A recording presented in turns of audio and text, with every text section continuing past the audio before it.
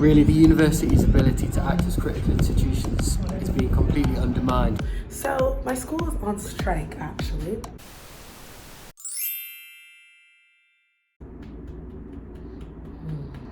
That's nice. Hello, vlog. So I realized I hadn't vlogged in a minute. Yeah, we're here. Obviously, like, I look different. My school is on strike, actually. And so today is like the first day I have a class that's being held in spite of the strike. And so the goal is to go down there and kind of like cross the picket and also just see like what a strike looks like on a UK campus.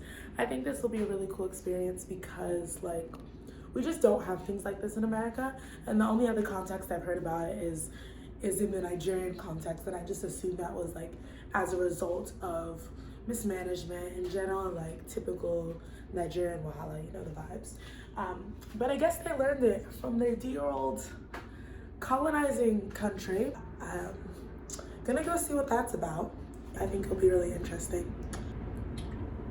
Y'all like the buns? Know the vibes? All right, we're done.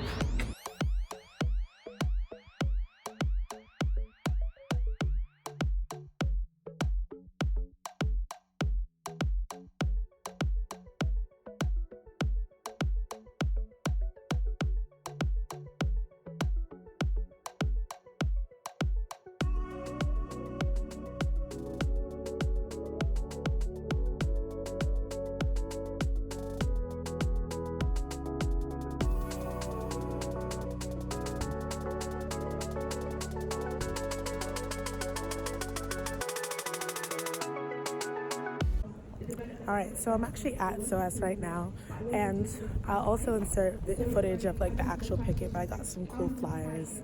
And if you look around, like, it's just general picket lines, and people stand outside the building and they tell you a little bit about what's going on. They say, excuse me, this is actually a formal picket line. We're asking you not to cross this line. Are you on strike at the moment? We're asking you not to cross this picket line in support of the strike.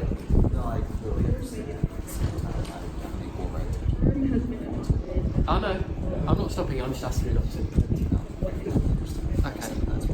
Thank you. And it's really more of a solidarity thing rather than like I don't know. I don't want to call it militant because any sort of like action, I suppose, has a component of militancy to it. But generally speaking, it's not hostile at all, I think. It's not hostile. It's like, excuse me, like, here's some flyers about what we're doing. We're asking you not to cross this line, just supporting our mission and what our goals are. But it's interesting because SOAS is not only striking about pensions, as a lot of the universities here are, apparently.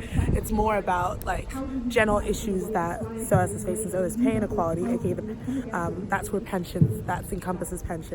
And then there's job insecurity, which just talks about the fact that like cuts are happening all the time, and then rising workloads because full-time lecturers, like apparently a lot more contract staff is coming on. And so, well, actually, let me just insert the clip of the guy who knows what he's talking about talking. I'm Tom. I teach Swahili at SOAS. Okay. And a way a lot of university funding in this country is decided is on this research excellence framework. So universities will get more public funding for higher quality research. And on a student level as well, they can apply to research bodies which are government funded.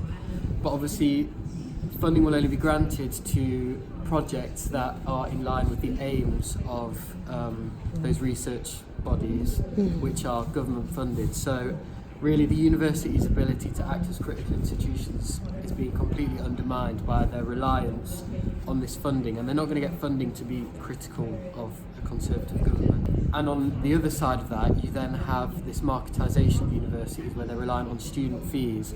They can only teach courses which are marketable, where students are going to pay money to access them, and those are going to be generally courses that are more vocational, that might lead to jobs at the end of those degree programs. Again, puts pressure on universities to offer courses like that. So more critical courses that are more academic in nature are going to be lost because they just won't get the student numbers. So all of these things compound this pressure on universities, making them less and less critical, and then in this particular strike, we've been lucky to be joined by colleagues from Unison, that's who Sandy represents, who are non-academic staff at the university, but who are striking over similar issues. In particular, we're striking over pensions, pay inequality, the casualisation of the workforce, so people being offered more precarious fixed-term contracts, and generally just the future of higher education. So these strikes are really important symbolically, as Sandy was saying, also just for the future of higher education, being able to attract high quality staff to this country. And one of my cousins who lives here, she was telling me that unis have gone on strike almost every year she's been here. So When did your cousin start? Like, she's a third year now, so she's about to graduate. 2018 they had so this year we're going on strike for 14 days. That was the same in 2018. So the first week's 2 days, then 3 days, then 4 days, then the full week. Okay, so no, not in 2019.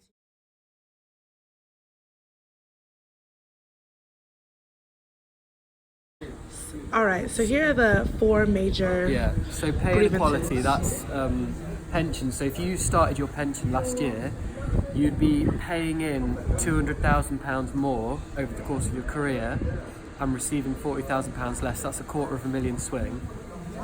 There's also a massive gender and race pay gap in higher education in this country. And job insecurity is like more fixed-term hourly paid contracts. Rising workloads is because of the casualisation of the workforce. Full-time staff are then being asked to take on extra work to cover that gap. And then pay devaluation, it's just like pay not rising in line with inflation and other kind of basic factors like that. I was kind of thinking about going to lecture. I'm not even going to cap, but I definitely came here because I wanted to see the picket line and the strike a lot more, and so I'm glad I really got to talk to some of the actual protesters or members of the union. And I think at this point, I'm just gonna head back home. Yeah, this is actually so weird. Like, where SOAS is Bloomsbury, and it's close to University of London. It's just close to a lot of different schools, and the whole place is kind of like ghost town, it feels like. Like, no one is crossing this picket, and it's good, it's good. We're not far from University of London, not far from LSE, not far from UCL. But yeah, everyone's really standing in solidarity, which I think is a really positive thing, I was telling one of the strikers, like, I feel like this would never happen in the US, but I know a lot more students would be pressed about getting to class versus just wanting to support the people on strike. So that's that. Anyways, right now I'm going to the British Museum because it's close by, and I don't feel like going home yet. So that's the way.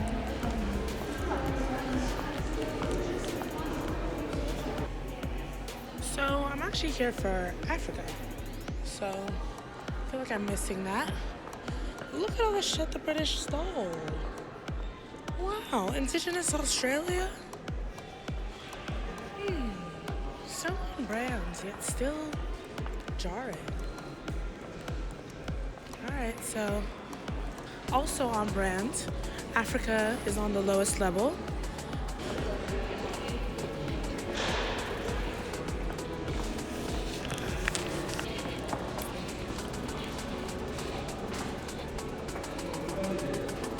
Sainsbury, okay.